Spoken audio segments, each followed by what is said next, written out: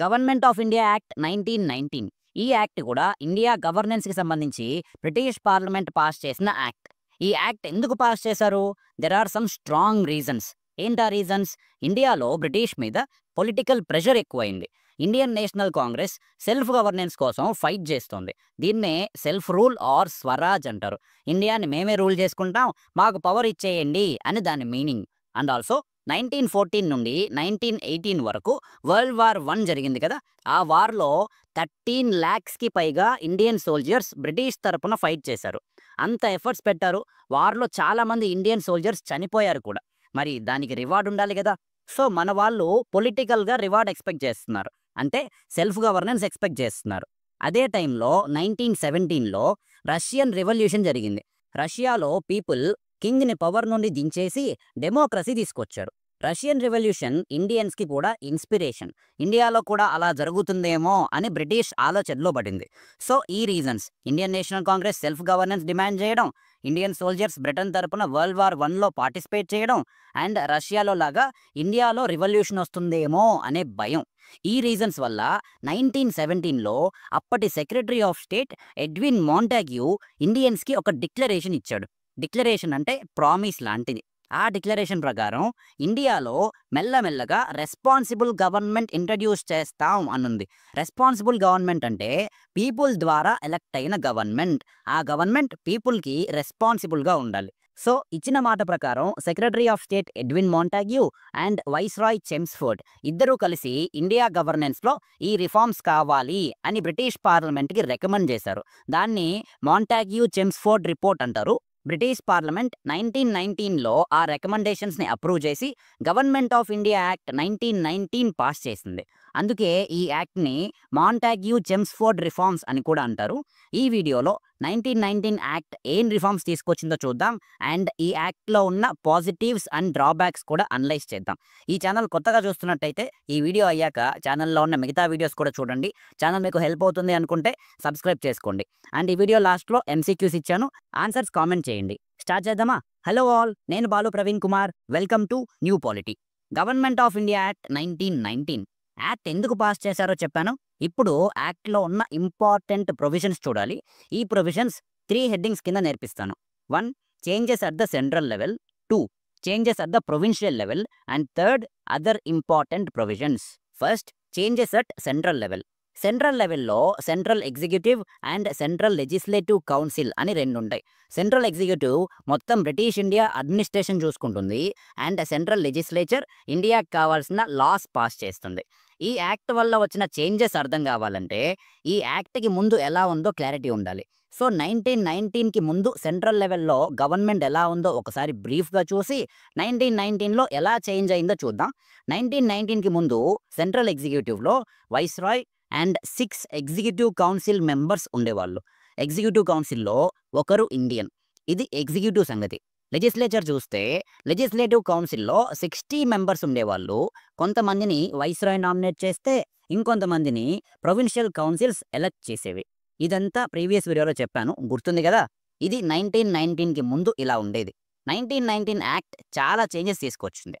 Central ఎగ్జిక్యూటివ్లో viceroy and executive council ఉంటారు కదా.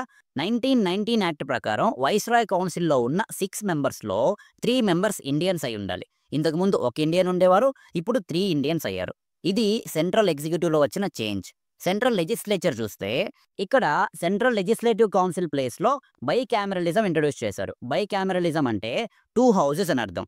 అంటే ఇప్పుడు సెంట్రల్ లెజిస్లేచర్లో 2 houses ఉంటాయి, legislative assembly and council of states. Legislative అసెంబ్లీని లోవర్ హౌస్ అంటారు, కౌన్సిల్ ఆఫ్ స్టేట్స్ని అప్పర్ హౌస్ అంటారు. ఇప్పుడు మనకు లోక్సభ, రాజ్యసభ ఉన్నాయి కదా, సేమ్ అలాగే 1919లో legislative assembly and council of states ఉన్నాయి. లెజిస్లేటివ్ అసెంబ్లీలో టోటల్ 145 మెంబర్స్ ఉంటారు. అందులో 41 మెంబర్స్ని వైస్రాయ్ నామినేట్ చేస్తాడు అండ్ 104 మెంబర్స్ ఎలక్ట్ అవుతారు. ఈ 104లో జనరల్ కేటగిరీ నుండి 52 మెంబర్స్, ముస్లిమ్స్ నుండి 30, Europeans 9, landlords 7, Indian commerce 4 and Sikh candidates 2 ఉంటారు. వీళ్ళని ఎవరు ఎలక్ట్ చేస్తారు? 1909 యాక్ట్ ప్రకారం అయితే ప్రొవిన్షియల్ కౌన్సిల్ మెంబర్స్ వీళ్ళని ఎలక్ట్ చేసేవాళ్ళు.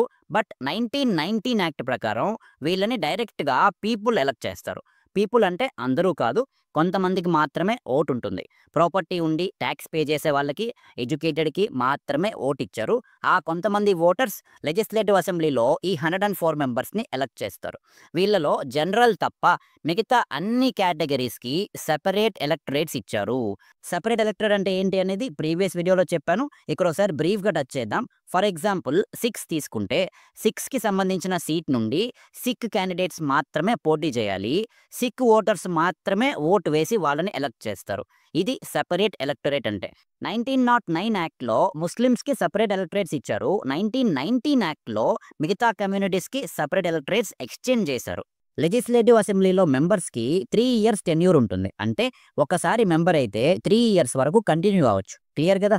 ఇది లెజిస్లేటివ్ అసెంబ్లీ గురించి. నెక్స్ట్ అప్పర్ హౌస్ చూస్తే కౌన్సిల్ ఆఫ్ స్టేట్స్. ఇందులో 60 మెంబర్స్ ఉంటారు. 60లో 26 మెంబర్స్‌ని వైస్రాయ్ నామినేట్ చేస్తాడు. 34 మెంబర్స్ ఎలక్ట్ అవుతారు. ఆ 34లో ఎవరుంటారు అంటే general category 15, Muslims 11, Europeans 3, Bombay, Bengal, Burma chambers of commerce నుండి 3 అండ్ సిక్ నుండి 1 మెంబర్. వీళ్ళని ఎవరు ఎలక్ట్ చేస్తారు? ఆ 34లో మాక్సిమం మెంబర్స్‌ని ప్రొవిన్షియల్ కౌన్సిల్స్ ఎలక్ట్ చేస్తాయి. మిగతా వాళ్ళని landlords, universities and Indian commerce లాంటి స్పెషల్ గ్రూప్స్ ఎలక్ట్ చేస్తాయి. డిఫరెన్స్ గమనించండి. లోవర్ హౌస్ మెంబర్స్‌నేమో డైరెక్ట్‌గా పీపుల్ ఎలక్ట్ చేస్తున్నారు. అప్పర్ హౌస్ మెంబర్స్‌ని provincial councils and special groups elect చేస్తాయి. ఈ కౌన్సిల్ ఆఫ్ స్టేట్స్‌లో ఎలక్ట్ అయ్యే మెంబర్స్‌కి 5 ఇయర్స్ టెన్యూర్ ఉంటుంది. అంటే ఒకసారి ఎంటర్ అయితే 5 ఇయర్స్ మెంబర్‌గా ఉండొచ్చు. సెంట్రల్ గవర్నమెంట్ స్ట్రక్చర్‌లో జరిగిన చేంజెస్ ఇవి. సింపుల్ అబ్బా! సెంట్రల్ గవర్నమెంట్‌లో ఎగ్జిక్యూటివ్ అండ్ లెజిస్లేచర్ ఉంటాయి. ఎగ్జిక్యూటివ్‌లో viceroy and executive council members ఉంటారు. లెజిస్లేచర్‌లో legislative assembly and council of states ఉంటాయి. ఒక విషయం జాగ్రత్తగా గుర్తుపెట్టుకోండి. లెజిస్లేచర్ మీటింగ్స్‌లో ఎగ్జిక్యూటివ్ మెంబర్స్ కూడా పార్టిసిపేట్ చేస్తారు. క్లియర్ కదా! ఈ 2 హౌసెస్ పవర్స్ ఎలా ఉంటాయనేది ఒక్కసారి చూద్దామా? యాక్చువల్లీ బ్రిటిష్ ఇండియా అడ్మినిస్ట్రేషన్‌ని 2 టైప్స్ ఆఫ్ సబ్జెక్ట్స్‌గా డివైడ్ చేశారు. Central subjects and provincial subjects. సింపుల్‌గా సబ్జెక్ట్స్ అంటే గవర్నమెంట్ డీల్ చేసే మ్యాటర్స్ అని చెప్పొచ్చు. సెంట్రల్ సబ్జెక్ట్స్‌లో ఉండే విషయాల మీద ఓన్లీ సెంట్రల్ గవర్నమెంట్‌కి పవర్స్ ఉంటాయి. ఎగ్జాంపుల్ చెప్పండి సార్ అంటే నేషనల్ ఇంపార్టెన్స్ ఉన్న subjects like foreign affairs, defence, political relations ఇలాంటివి సెంట్రల్ సబ్జెక్ట్స్‌లో పెట్టారు. ఈ సెంట్రల్ సబ్జెక్ట్స్‌లో ఏ విషయం మీదైనా సెంట్రల్ లెజిస్లేచర్ లా చేయొచ్చు. ఏ బిల్ అయినా legislative assembly and council of states 2 houses pass చేయాలి. ఒక హౌస్ పాస్ చేసి ఇంకో హౌస్ పాస్ చేయకపోతే ఆ ఇష్యూ సాల్వ్ చేయడానికి joint committees, joint conferences, joint sittings ఇలాంటి మెథడ్స్ యూజ్ చేస్తారు. ఒక్క ఫైనాన్షియల్ మ్యాటర్స్‌లో మాత్రం అంటే బడ్జెట్ లాంటి విషయాల్లో కౌన్సిల్ ఆఫ్ స్టేట్స్‌కి తక్కువ పవర్ ఉంటుంది. కౌన్సిల్ ఆఫ్ స్టేట్స్ బడ్జెట్ మీద జస్ట్ డిస్కస్ చేయొచ్చు, సజెషన్స్ ఇవ్వచ్చు, ఓటు వేయడానికి లేదు. లెజిస్లేటివ్ అసెంబ్లీ అయితే 25% ఆఫ్ ద బడ్జెట్ మీద ఓటు కూడా వేయొచ్చు. మిగతా 75% ఆఫ్ బడ్జెట్‌కి ఓటింగ్ ఉండదు. ఆ 25%లో ఏదైనా చేంజ్ చేయాలి అని ఓటు వేసినా కూడా ఫైనల్ డెసిషన్ వైస్రాయ్ తీసుకుంటాడు. చేంజెస్ అప్రూవ్ చేయొచ్చు ఆర్ రిజెక్ట్ కూడా చేయొచ్చు. సో ఫైనాన్షియల్ మ్యాటర్స్ తప్ప ఇంకే బిల్ అయినా పాస్ అవ్వాలంటే 2 హౌసెస్ పాస్ చేయాలి. 2 హౌసెస్ పాస్ చేశాక వైస్రాయ్ అసెంట్ ఇవ్వాలి. అసెంట్ అంటే అప్రూవల్. అప్పుడే బిల్ పాస్ అయ్యి యాక్ట్ అవుతుంది. వైస్రాయ్ రిజెక్ట్ కూడా చేయొచ్చు. ఆ పవర్‌ని వీటో పవర్ అంటాం. ఒకవేళ 2 హౌసెస్ పాస్ చేయకపోయినా వైస్రాయ్ తలుచుకుంటే ఆర్డినెన్స్ పవర్ యూజ్ చేసి లా చేయొచ్చు. ఆర్డినెన్స్ అంటే టెంపరరీ ఎగ్జిక్యూటివ్ ఆర్డర్ అని ప్రీవియస్ క్లాసెస్‌లో చెప్పాను. గుర్తుంది కదా! సో ప్రాక్టికల్‌గా లెజిస్లేచర్ మెంబర్స్‌కి పెద్ద పవర్స్ ఏం లేవు. వాళ్ళేం చేసినా అల్టిమేట్‌గా వైస్రాయ్ డెసిషన్ తీసుకుంటాడు. ఆయన డెసిషనే ఫైనల్. ఇది సెంట్రల్ గవర్నమెంట్‌లో జరిగిన చేంజెస్ ఆర్ సెంట్రల్ లెవెల్‌లో జరిగిన చేంజెస్. కరెక్ట్‌గా అర్థమైందా లేదా కామెంట్ చేయండి. ఏ డౌట్ ఉన్నా ఇమ్మీడియేట్‌గా కామెంట్స్‌లో అడగండి. క్లియర్ చేస్తాను. నెక్స్ట్ ప్రొవిన్షియల్ లెవెల్‌లో జరిగిన చేంజెస్ చూద్దాం. 1919కి ముందు ప్రతి ప్రొవిన్స్‌లో లెజిస్లేటివ్ కౌన్సిల్ ఉండేది. ఆ కౌన్సిల్ వాళ్ళ ప్రొవిన్స్ వరకు అవసరమైన లాస్ చేసేది. కౌన్సిల్‌ని గవర్నర్ హెడ్ చేస్తాడు. అయితే 1919 యాక్ట్ ప్రకారం లెజిస్లేటివ్ కౌన్సిల్స్‌లో కూడా స్ట్రెంగ్త్ పెంచారు. బ్రిటిష్ గవర్నమెంట్‌కి ఏ ప్రొవిన్సెస్ ఇంపార్టెంటో ఆ ప్రొవిన్సెస్‌లో ఎక్కువ స్ట్రెంగ్త్ ఇచ్చారు. అంత ఇంపార్టెంట్ కాదులే అనుకునే ప్రొవిజన్స్‌లో తక్కువ స్ట్రెంగ్త్ ఇచ్చారు. బట్ ఎంతమంది ఉన్నా సరే ఆ స్ట్రెంగ్త్‌లో 30% మెంబర్స్‌ని ఆ ప్రొవిన్స్ గవర్నర్ నామినేట్ చేస్తాడు. 70% మెంబర్స్ ఎలక్ట్ అవుతారు. అండ్ ఆ 70%లో కొన్ని సీట్స్ జనరల్‌కి, కొన్ని ముస్లిం క్యాండిడేట్స్‌కి, కొన్ని సిఖ్స్‌కి, కొన్ని యూరోపియన్స్‌కి, కొన్ని ఇండియన్ క్రిస్టియన్స్‌కి, మరికొన్ని ఆంగ్లో ఇండియన్స్‌కి రిజర్వ్ అయి ఉంటాయి.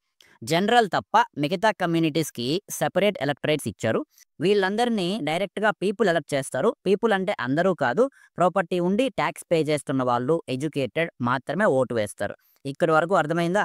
Now comes the major change at province level, introduction of diarchy. Diarchy అంటే డబుల్ రూల్ అని అర్థం. 1919కి ముందు ప్రొవిన్స్లో ఎగ్జిక్యూటివ్ వర్క్స్ అన్ని గవర్నర్ అండ్ ఎగ్జిక్యూటివ్ కౌన్సిలర్ చూసుకుంటారు. అయితే 1919 డయార్కీ ప్రకారం province executive executive councillors and ministers అని 2 రకాలు ఉంటారు. వీళ్ళందరికీ హెడ్ ప్రొవిన్స్ గవర్నర్. ఎగ్జిక్యూటివ్ కౌన్సిలర్స్ని బ్రిటిష్ గవర్నమెంట్ అపాయింట్ చేస్తారు. మినిస్టర్స్ ఏమో ప్రొవిన్సెస్లో 70% మెంబర్స్ ఎలక్ట్ అవుతారు కదా, ఆ ఎలక్ట్ అయిన వాళ్ళలో కొంతమందిని మినిస్టర్స్గా అపాయింట్ చేస్తారు. క్లియర్ కదా? ఇది గుర్తుపెట్టుకోండి. గవర్నమెంట్ సబ్జెక్ట్స్ని సెంట్రల్ సబ్జెక్ట్స్ అండ్ ప్రొవిన్షియల్ సబ్జెక్ట్స్గా డివైడ్ చేశారు అని చెప్పాను, గుర్తుందా? సెంట్రల్ సబ్జెక్ట్స్ ఏమో సెంట్రల్ గవర్నమెంట్ చూసుకుంటుంది. ప్రొవిన్షియల్ సబ్జెక్ట్స్ మీద లా చేసే పవర్ ప్రొవిన్సెస్కి ఉంటుంది. అయితే డయార్కీ సిస్టంలో ఈ ప్రొవిన్షియల్ సబ్జెక్ట్స్ని reserved list and transferred list అని 2 టైప్స్గా డివైడ్ చేశారు. రిజర్వ్డ్ లిస్ట్లో law and order, irrigation, finance, land revenue ఇలాంటి ఇంపార్టెంట్ సబ్జెక్ట్స్ ఉన్నాయి. అదే ట్రాన్స్ఫర్డ్ లిస్ట్లో education, local governments, health, public works ఇలాంటి సబ్జెక్ట్స్ ఉంటాయి. రిజర్వ్డ్ లిస్ట్లో ఉన్న విషయాలు governor and executive councillors handle చేస్తారు. ట్రాన్స్ఫర్డ్ లిస్ట్లో ఉన్న విషయాలు గవర్నర్ అండ్ మినిస్టర్స్ హ్యాండిల్ చేస్తారు. రిజర్వ్డ్ లిస్ట్కి ట్రాన్స్ఫర్డ్ లిస్ట్కి తేడా ఏంటి సార్ అంటే, ట్రాన్స్ఫర్డ్ లిస్ట్లో సబ్జెక్ట్స్ మీద మినిస్టర్స్ రెస్పాన్సిబిలిటీ తీసుకోవాలి. అంటే మినిస్టర్స్ని లెజిస్లేటివ్ కౌన్సిల్ క్వశ్చన్ చేయొచ్చు. అదే రిజర్వ్ లిస్ట్లో ఉన్న సబ్జెక్ట్స్ మీద ఎగ్జిక్యూటివ్ కౌన్సిలర్స్ రెస్పాన్సిబిలిటీ తీసుకోరు. అంటే లెజిస్లేచర్ ఎగ్జిక్యూటివ్ కౌన్సిలర్స్ని క్వశ్చన్ చేయకూడదు. అండ్ రిజర్వ్ లిస్ట్లో ఉన్న సబ్జెక్ట్స్లో viceroy and secretary of state interfere అవ్వచ్చు. బట్ ట్రాన్స్ఫర్డ్ లిస్ట్లో ఉన్న సబ్జెక్ట్స్ మీద వాళ్ళ ఇంటర్ఫరెన్స్ చాలా లిమిటెడ్గా ఉంటుంది. ఇది డిఫరెన్స్. ప్రొవిన్షియల్ కౌన్సిల్స్ పవర్స్ ఎలా ఉంటాయి అంటే, ప్రొవిన్స్ లెవెల్లో లెజిస్లేటివ్ కౌన్సిల్ పాస్ చేసిన ఏ బిల్ అయినా గవర్నర్ అసెంట్ ఇస్తేనే యాక్ట్ అవుతుంది. అసెంట్ అంటే అప్రూవల్, ఓకే అని సైన్ చేయడం. గవర్నర్ బిల్స్ని రిజెక్ట్ కూడా చేయొచ్చు. దీన్ని వీటో పవర్ అంటాం. గవర్నర్ కూడా ఆ పవర్ ఉంటుంది. అండ్ గవర్నర్ తన ప్రొవిన్స్ వరకు ఆర్డినెన్స్ కూడా ఇష్యూ చేయొచ్చు. ఇవి ప్రొవిన్సెస్ లెవెల్లో జరిగిన చేంజెస్. క్లియర్ కదా? Next, other important provisions of 1919 act. Number 1, provisions will have separate budgets of their own. అంటే ప్రొవిన్సెస్ వాటి బడ్జెట్ అవే తయారు చేసుకుంటాయి. యాక్చువల్లీ 1860 నుండి బ్రిటిష్ ఇండియా మొత్తానికి ఒకే బడ్జెట్ ఉంటుంది. దాన్ని సెంట్రల్ బడ్జెట్ అంటారు. 1919 యాక్ట్ ప్రకారం ఓవరాల్గా బ్రిటిష్ ఇండియాకేమో సెంట్రల్ బడ్జెట్ ఉంటుంది. అండ్ ప్రొవిన్సెస్లో కూడా సపరేట్ బడ్జెట్స్ మెయింటైన్ అవుతాయి. Next provision, established public service commission to recruit civil servants. Civil సర్వెంట్స్ని రిక్రూట్ చేయడానికి ఈ యాక్ట్ ద్వారా పబ్లిక్ సర్వీస్ కమిషన్ ఎస్టాబ్లిష్ చేయాలి. సో 1926లో central public service commission form అయింది. అదే ఇప్పుడు యూపీఎస్సీగా మారింది. ఇంకో 2 ఇంపార్టెంట్ ప్రొవిజన్స్ ఉన్నాయి. లండన్లో హై కమిషనర్ ఫర్ ఇండియా అనే పోస్ట్ క్రియేట్ చేశారు. ఈ హై కమిషనర్ బ్రిటన్తో రిలేషన్స్ మెయింటైన్ చేయాలి, ఇండియా ఇంట్రెస్ట్ రిప్రజెంట్ చేయాలి, ఇండియన్ ట్రేడ్ చూసుకోవాలి. అప్పటి వరకు సెక్రటరీ ఆఫ్ స్టేట్ హ్యాండిల్ చేస్తున్న కొన్ని రెస్పాన్సిబిలిటీస్ హై కమిషనర్కి ఇచ్చారు. అండ్ ఇంకొకటి, సెక్రటరీ ఆఫ్ స్టేట్ కౌన్సిల్లో 15 మెంబర్స్ ఉన్నారు కదా, ఆ స్ట్రెంగ్త్ని తగ్గించారు. 1919 యాక్ట్ ప్రకారం 8 to 12 మెంబర్స్ మాత్రమే ఉంటారు. యాక్ట్ ప్రొవిజన్స్ చూసాం, అలాగే సిగ్నిఫికెన్స్ ఏంటో చూద్దామా? నంబర్ 1, డైరెక్ట్ ఎలక్షన్ తీసుకొచ్చారు. పీపుల్కి ఓటు వేసే ఛాన్స్ వచ్చింది. అండ్ ఎలక్ట్ అయిన వాళ్ళు పీపుల్కి రెస్పాన్సిబుల్గా ఉండాలి. సో రెస్పాన్సిబుల్ గవర్నమెంట్కి ఒక స్టెప్ పడిందని చెప్పొచ్చు. ఇంకా సెల్ఫ్ గవర్నెన్స్ ప్రాసెస్ స్టార్ట్ అయింది. ఎలా అంటే, ప్రొవిన్షియల్ లెజిస్లేచర్ కౌన్సిల్స్లో 70% ఎలక్ట్ అవుతారు. సెంట్రల్ లెజిస్లేచర్లో కూడా మెజారిటీ మెంబర్స్ని పీపుల్ ఎలక్ట్ చేస్తున్నారు. అండ్ ప్రొవిన్సెస్కి బడ్జెట్ పవర్ కూడా ఇచ్చారు కదా, అలా అన్నమాట. సో సెల్ఫ్ గవర్నెన్స్ ప్రాసెస్ అనేది స్టార్ట్ అయిందని చెప్పొచ్చు. ఈ యాక్ట్లో డ్రాబ్యాక్స్ ఉన్నాయా అంటే ఉన్నాయి. ఫస్ట్ వన్, ఎలక్టెడ్ మెంబర్స్కి రియల్ పవర్ లేదు. సెంట్రల్ లెవెల్లో వైస్రాయ్ అండ్ ప్రొవిన్స్ లెవెల్లో గవర్నర్స్కి ఫుల్ అథారిటీ ఇచ్చారు. ఇంకా లెజిస్లేచర్కి అథారిటీ ఎక్కడ ఉంటుంది? ఇంకో డ్రాబ్యాక్, ఓట్ చాలా తక్కువ మందికి ఇచ్చారు. ప్రాపర్టీ ఉన్న వాళ్ళకి, ట్యాక్స్ కట్టే వాళ్ళకి, ఎడ్యుకేటెడ్కి మాత్రమే ఓటు ఉంది. లాస్ట్లీ, కమ్యూనలిజం ఇంక్రీజ్ అయింది. 1909 యాక్ట్లో ముస్లిమ్స్కి మాత్రమే సెపరేట్ ఎలక్టరేట్ ఉంటే 1919 యాక్ట్లో సిఖ్స్కి, యూరోపియన్స్కి, ఇండియన్ క్రిస్టియన్స్కి, ఆంగ్లో ఇండియన్స్కి కూడా సెపరేట్ ఎలక్టరేట్స్ ఇచ్చారు. అది సంగతి. యాక్ట్ గురించి నేర్చుకున్నారు కదా. చాలా మంది స్టూడెంట్స్ వీడియో లాస్ట్లో ఎంసీక్యూస్ ఇవ్వండి సార్ అని అడుగుతున్నారు. సో ఇప్పుడు స్క్రీన్ మీద 3 ఎంసీక్యూస్ వస్తాయి. 1 బై 1 చదివి ఆన్సర్స్ కామెంట్ చేయండి. నేర్చుకున్న తర్వాత టెస్ట్ చేసుకోవడం చాలా ఇంపార్టెంట్. వీడియో నచ్చితే లైక్ చేయండి. వీడియో ఎలా అనిపించిందో కామెంట్ చేయండి. మీ ఫ్రెండ్స్కి షేర్ చేయండి. ఛానల్ని సపోర్ట్ చేయాలి అనుకుంటే మెంబర్గా జాయిన్ అవ్వండి. సబ్స్క్రైబ్ చేయడం మర్చిపోవద్దు.